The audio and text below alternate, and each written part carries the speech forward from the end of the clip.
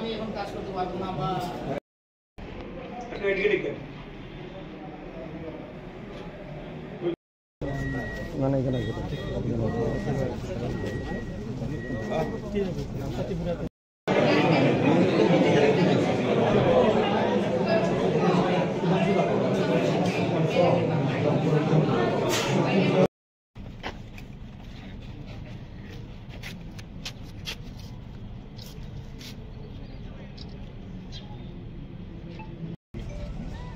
অক্টোবরের 8 তারিখ মাত্র 4-5 দিন আগে আমাদের ইঞ্জিনিয়ার রণজয় দেববর্মা উনি ওয়াটার রিসোর্স ডিভিশন নাম্বার 6 কৈলাসহরে চাকরি করেন।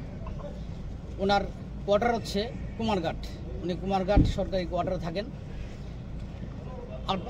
8 অক্টোবর 2025 সন্ধ্যায় ওনার কোয়ার্টারে 4-5 জন মিসক্রিয়েন্টস এসে ওনাকে মারধর করে, ওনাকে আঘাত করে, ওনাকে বলে একটা কাজের বিল কেন দিচ্ছে না এসব বলে ওনাকে মারধর করে।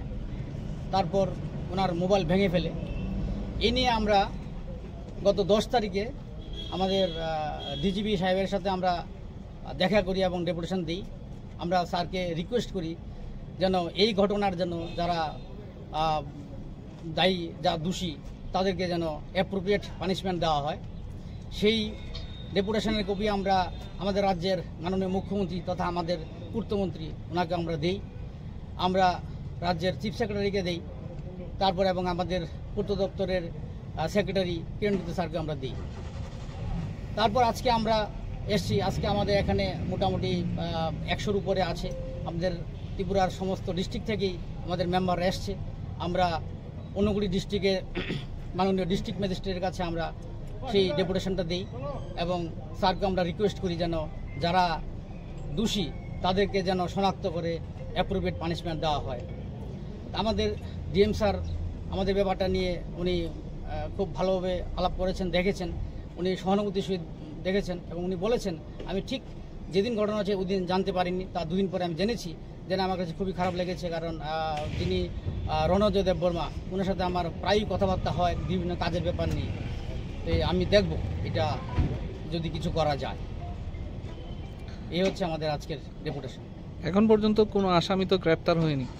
না, এখন অবধি কোনো আসামি গ্রেপ্তার হয়নি। তা স্যার তো বলেছেন যে চেষ্টা করছে।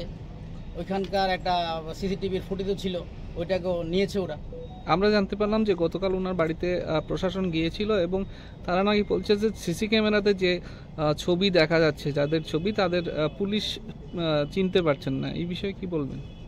না, এই বিষয়ে তো কি বলবো, যিনি বলছেন চিনতে পারছেন না বা সিসিটিভি ফুটেজটা তো আমরা দেখিনি, কিন্তু ওরা তো বলছে হ্যাঁ আমাদের কাছে শোনা যাচ্ছে। এবং আমাদের যিনি ওই যে রণজয় দেববর্মা যাকে মারধর করেছে উনিও বলেছে যে ওনার কাছে গিয়ে ওরা বলেছে। এখন এটা